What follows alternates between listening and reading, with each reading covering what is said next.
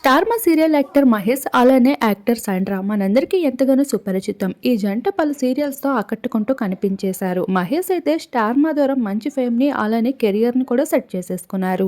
Off screen లో ఎప్పుడూ అందరినీ సందడి చేస్తూ ప్రతి అప్డేట్ ని కూడా సోషల్ మీడియాలో షేర్ చేసుకుంటూ వస్తారు.